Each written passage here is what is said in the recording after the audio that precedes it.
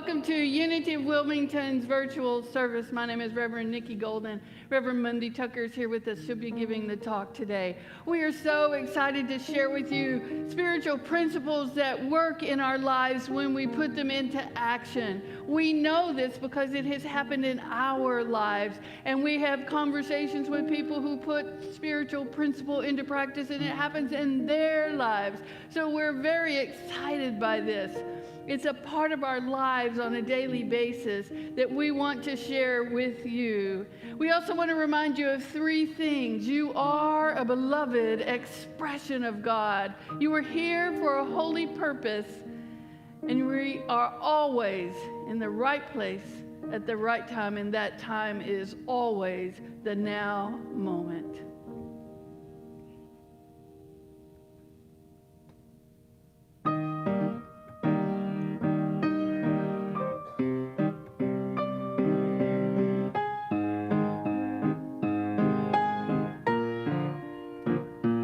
May you have auspiciousness and causes of success. May you have the confidence to always do your best. May it take no effort and you're being generous, sharing what you can, nothing more, nothing less. May you know the meaning of the word happiness. May you always lead from the beating in your chest. May you be treated like an esteemed guest. May you get to rest, may you catch your breath. And may the best of your todays be the worst of your tomorrows. Whoa. May the road less paved be the road that you follow. Well, here's to the hearts that you gon' break. Here's to the lives that you gon' change. Here's to the infinite possible ways to love you. Want you to have it. Here's to the good times we gonna have. Don't need money, you got free pass. Here's to the fact that I'll be sad without you. Want you to have it all. Want you to have it all. Want you to have it all. Want you to have it. May you be as fascinating as a slap bracelet. May you keep the chaos and the clutter off your desk. May you have unquestionable health and less stress. Having no possessions, though immeasurable wealth. And may you get a gold star on your next test. May all your educated guesses be correct. And may you win prizes shining like diamonds. And may you really own it each moment to the next. And may the best of your todays be the worst of your tomorrow. And may the roads less paved be the roads that you follow. Well, here's to the hearts that you gon' break. Here's to the lives that you gon' change. Here's to the infinite possible ways to love you. I want you to have it. Here's to the good times we gonna have. You don't need money, you got free pass. Here's to the fact that I'll be sad without you. I want you to have it all. Want you to have it all. Want you to have it all.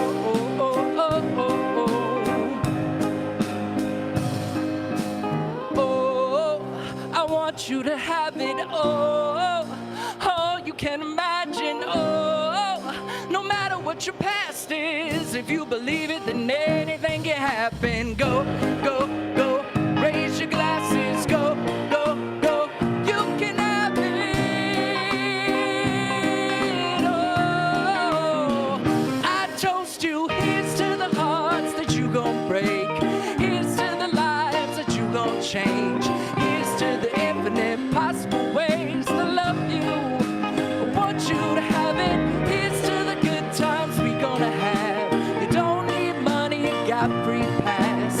Here's to the fact that I'll be sad without you. I want you to have it all. Want you to have it all. I want you to have it all. I want you to have it all. Here's to the good times we gon' have.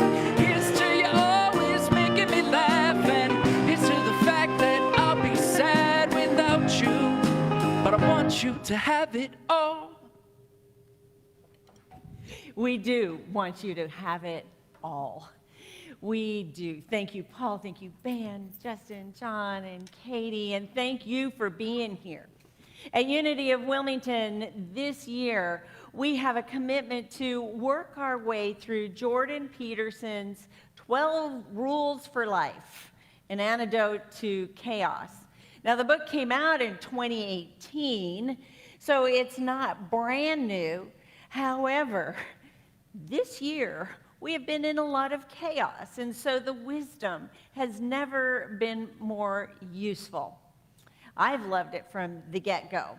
And from the get-go in the book, Jordan Peterson says, life is not about finding happiness. It's about living well.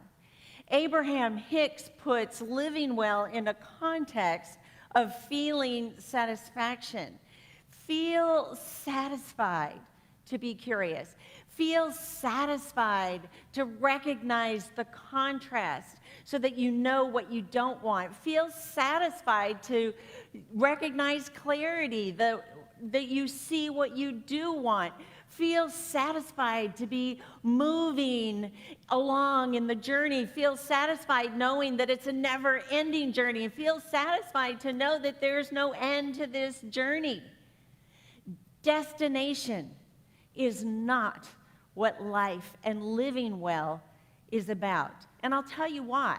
Because when we focus on a destination, on a single endpoint or a finite data point in our lives, we miss the wealth of satisfaction that comes before and after that event. Sometimes I call this the myth of arrival.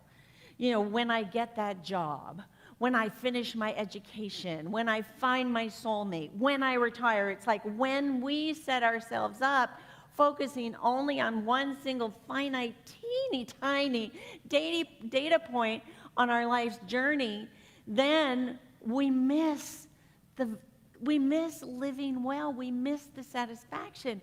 We miss so much because we're blind to all the richness of what comes before a particular event. And we most often have unrealistic expectations about what happens after. The classic example of the myth of arrival is the young girl's idea that once she has a magnificent wedding, she will live happily ever after. That is a setup for a very difficult marriage, a very harsh awakening, or it's a setup for that kind of wake-up call that invites us to expand our consciousness and inspire transformation. Reverend Nikki and I have been watching this series on Netflix called My Love. It's a series of episodes of poignant, tender portraits of 6 different couples who each have been together for more than 40 years. And the commonalities that have come up between all these couples is, one, keeping mutually established agreements, respect that comes from honoring boundaries, clear boundaries, being socially active and engaged in community, and exercise. I appreciate the balance that they continually demonstrate between structure and growth, because it's the same kind of balance that exists between order and chaos. We have to have both in our lives in order to experience satisfaction. We have to have order in order to navigate the chaos that's in our lives. Jordan Peterson defines chaos as the unexplored territory, the domain of ignorance. Chaos is what is beyond what we know. In Unity, we would say chaos is that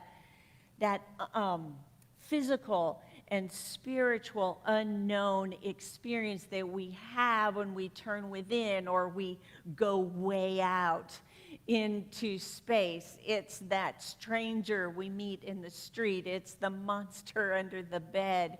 It's the hidden anger of someone we love, and it's the illness of a child.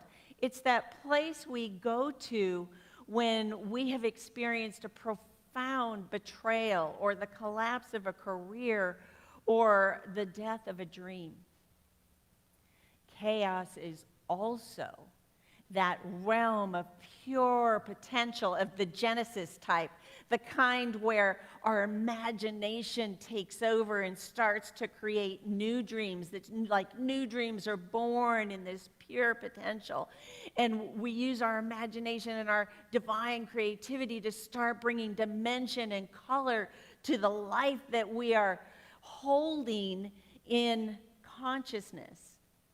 Order, on the other hand, is about the known territory. It's our way of recognizing what we know about our own biology, about our tribe, about hearth, home, and country. It's the consistency and the security in the way we live. Order reminds me of Tolkien's hobbits and how they lived in the Shire, where everything, all of their existence was buttressed by routine and tradition.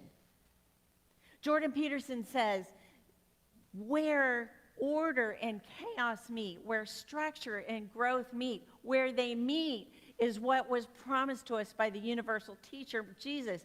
That's the kingdom of heaven. The kingdom of heaven is where we recognize, yes, we're in the unknown, but we're not alone in the unknown. We have this order, we have this structure that's going to support us. And right where those two converge, order and chaos, right where they converge, is the kingdom of heaven. That is the satisfaction that we're looking for. That's the satisfaction that makes life well lived. So let's talk about rule number 5. Do not let your children do anything that makes you dislike them. Now, I was a little bit worried about this rule, especially about the universality of this rule, because many of us do have children, but fewer of us have children that are not, adults, and even fewer of us have children between the ages of 0 and 4. And the reason why I bring that narrow gap up is because Jordan Peterson says child rearing, parenting, is most critical between the ages of 0 and 4.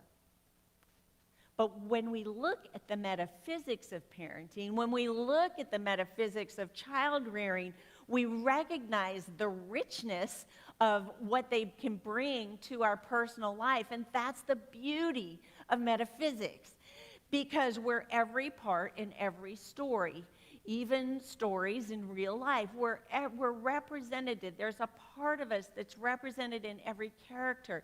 There's a part of us that's represented in every place. And the time is now. So how rich this rule can be for us metaphysically, and I'm going to do the switcheroo, the interpretation of rule number 5, and it's do not let yourself do anything that makes you dislike yourself. Do not let yourself do anything that makes you dislike yourself. Do you like rude behavior? No, then don't engage in rude behavior. Do you like bullies? No, then don't act like a bully. Do you like to cheat people in business or cheat on people in relationships? No, then don't cheat.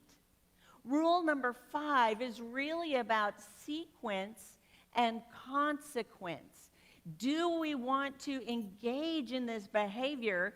Because in this moment, our choice will lead to an experience that we may or may not be satisfied with. So what do we want? What we sow, we will reap. There's a parable that's told in 4 Gospels, Matthew, Mark, Luke, and Thomas. Jesus told of a farmer who sowed his seed indiscriminately. Some of the seed fell on the pathway. There was no soil there, so the birds swooped in and devoured all of that seed. Some of the seed fell on rocky ground. There was a little bit of soil, so as the plants began to grow, there wasn't a whole lot for their roots to take hold of. So when the sun came out and was very hot, the plants shriveled and died. Some of the seed was scattered in a thorny patch. There was good soil there, but the little plants, as they began to grow, were choked out by those thorny plants, so they never got to yield their fruit. And then finally, some of the seed was thrown and sown on good soil. And that seed grew good plants with 30-fold, 60-fold, and 100-fold yield. And then Jesus ends the story in the Gospel of Mark. He who has ears, let him hear. And I love that because Jesus didn't ever really tell us what to do. And I think that's great because who likes to be told what to do? But Jesus lays it out. He says, here's some wisdom. If you have ears to hear, hear this. And that really means here's some wisdom. It's up to us to take responsibility to put it into action. So here are my questions to you. Do you have ears? Do you have a heart? Do you have a mind that is open to the wisdom that's right before you? Do you want to set sequence to bring about consequence in your life in a mindful way that ensures that the seeds you plant will grow? Do you want to begin to like yourself better? Because as you like yourself better, then you will like other people better. And as you like other people better, then your capacity to experience satisfaction and well-being in your life expands. So are you interested in satisfaction that grows 30-fold, 60-fold, or 100-fold? And can old dogs like us learn new tricks? Can we learn to be different? Can we learn to transform our lives regardless of our age? Science says yes. Studies show that as we age, our behaviors improve. I didn't know that. As we age, our behaviors improve.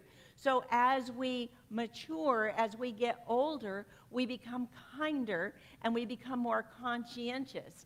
Even bullies, studies show, even bullies mellow with age.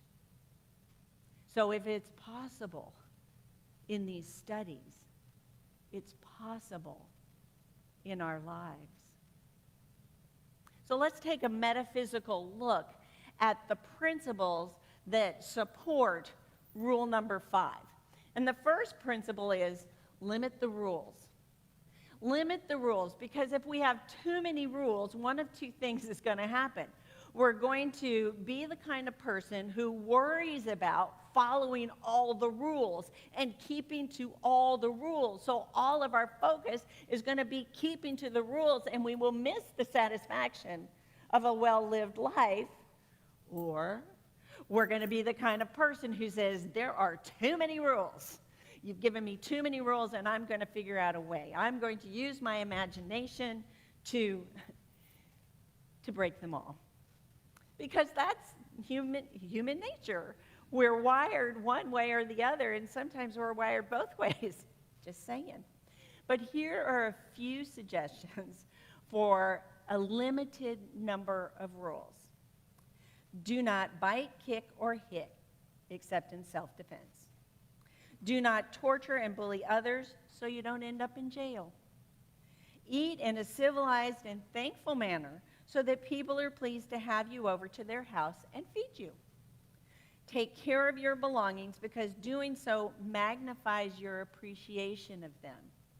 Are you getting to see the sequence and consequence of behavior, of this rule, of this principle?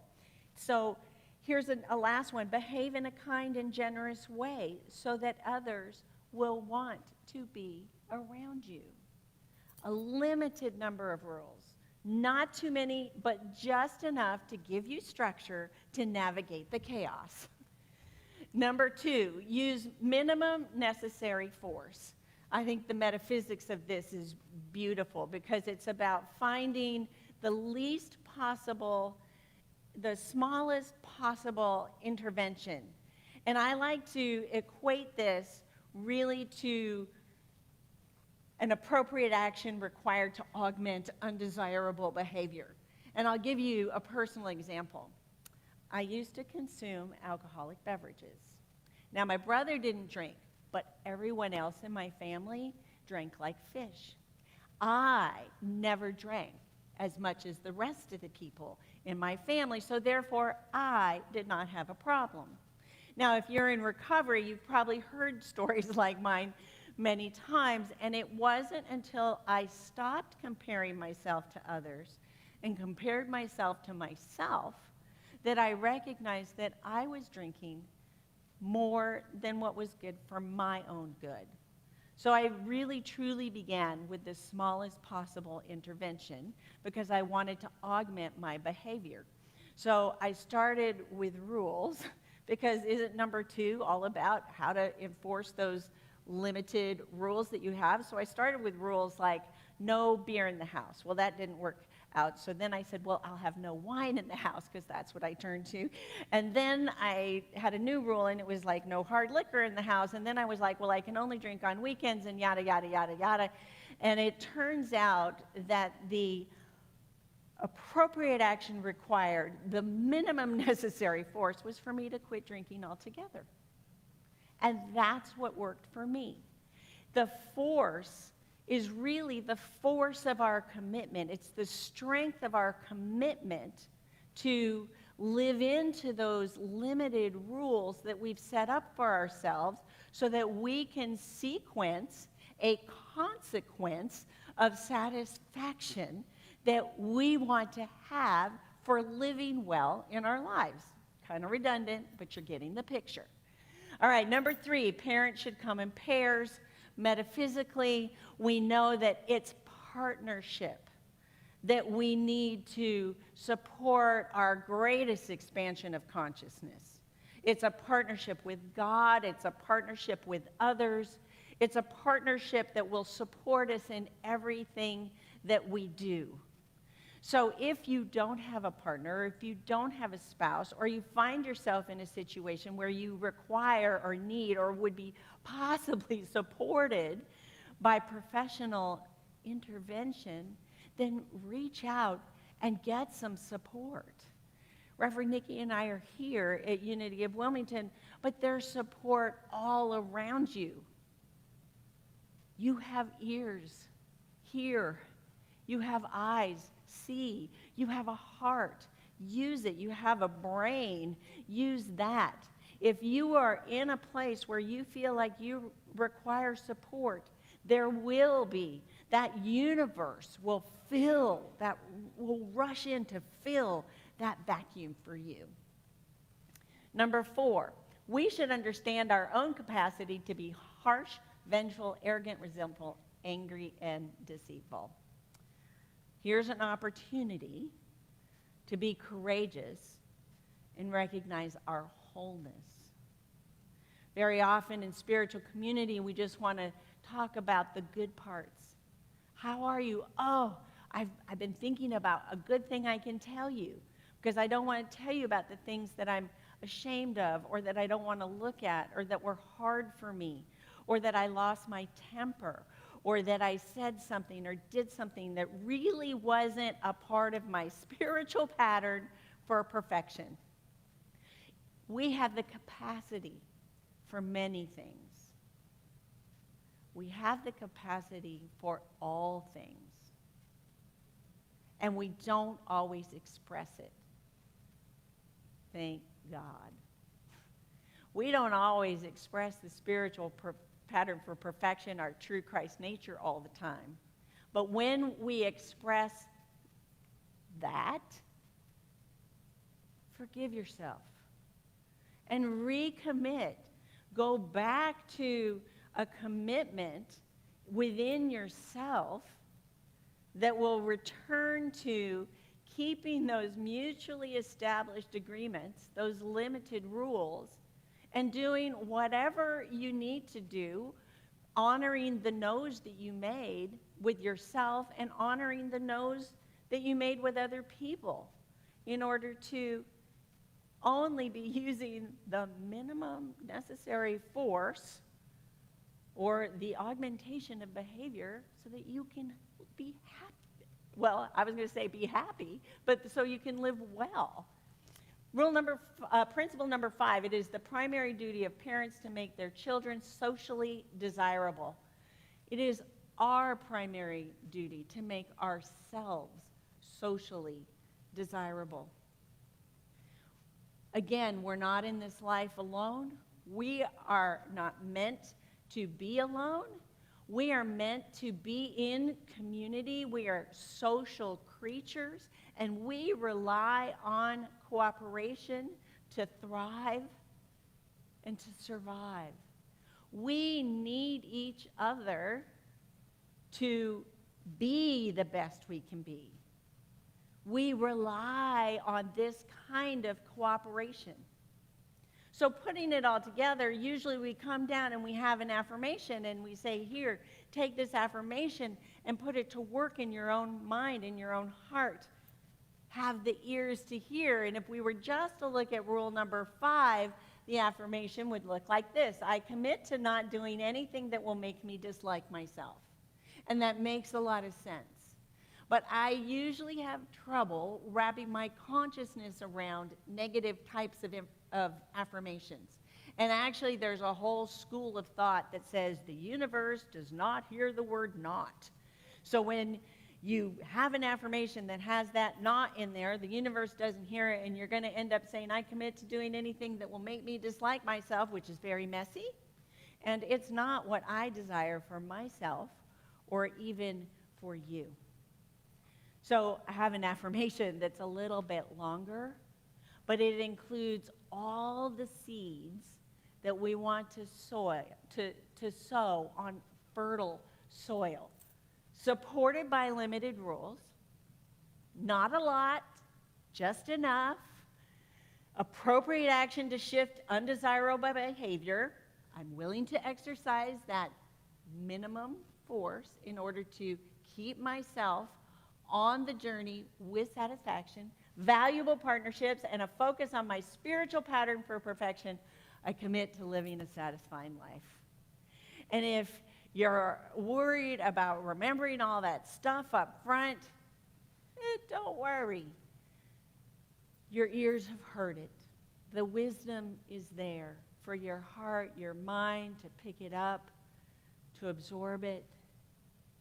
The heart of this commitment is living a satisfying life, is living a life well lived, is understanding that we're on a journey, a never-ending journey, and that what comes before us is an opportunity to set into motion, to feel the satisfaction of being in motion, continually planting seeds on fertile soil and watching our life bloom. So let's take that into a time of meditation. Whew. Letting that breath out, creating space for an awareness of the infilling of spirit, for recalibrating and tuning our mind, our heart, our ears, our eyes, all of our senses, but most importantly, our inner knowing, to to the pure potential that we live in. Breathing it in, breathing it out, knowing that we're supported by a structure of relationships, of rules, of security, of safety, knowing that we're fueled by a satisfaction of curiosity, a satisfaction of contrast and clarity. Feel yourself be lifted and cradled as if the divine universe was wrapping you in the sweetest embrace. Loved beyond measure. Nurtured by the wind and the sun, by spirit, held in the highest regard by people who love you the most, kindling embers of self-respect, self-love, self-esteem, growing that from within. You are so incredibly precious, a bright light, a gift to your community, a gift to the world, a blessing.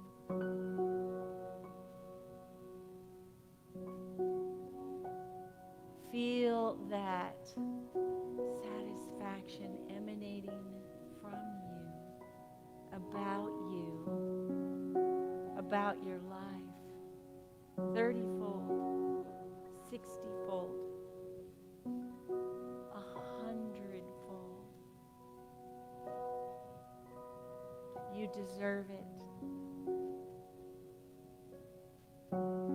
You are it. You live it.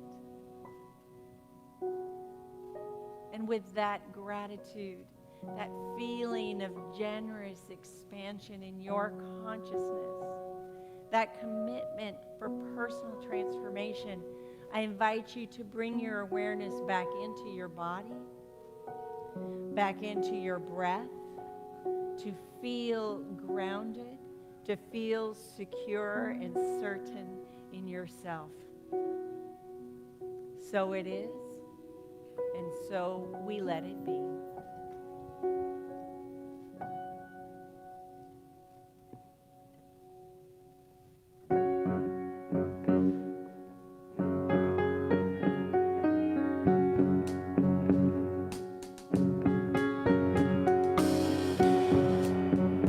And it will be all right. Just take my hand, hold it tight. I will protect you from all around you. I will be here, don't you cry. For one so small, you seem so strong. My arms will hold you, keep you safe and warm. This bond between us can't be broken. I will be here, don't you cry. 'Cause you'll be in my heart. Yes, you'll be in my heart.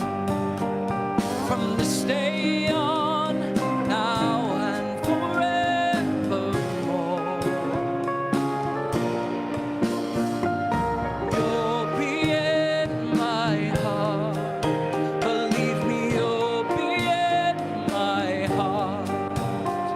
From this day on, now and forevermore.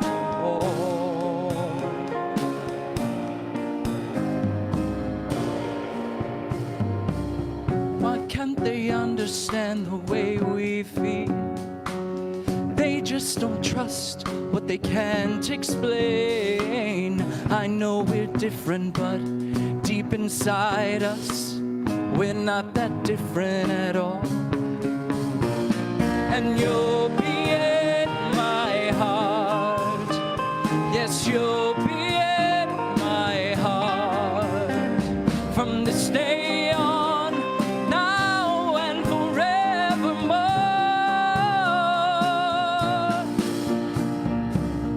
Thank you for being with Unity of Wilmington. If you've been touched, moved, or inspired by anything, put it into action in your own life and see what unfolds as you do so.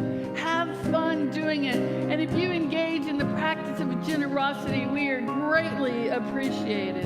So many ways to give to Unity of Wilmington on our website with Venmo, on Facebook. Thank you so much for supporting us and sharing this message for you in this moment. Hold on to the commitment to living life well.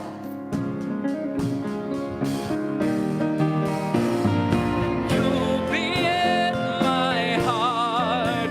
Believe me, you'll be in my heart. From this day on, now and forevermore. Ooh, you'll be in my heart. Believe me, you'll be in my heart. From this day on, now and forevermore. Always, I'll be with you. I'll be there for you always, always. Just look over your shoulder. Just look over your shoulder. Just look over your shoulder, and I'll be there always.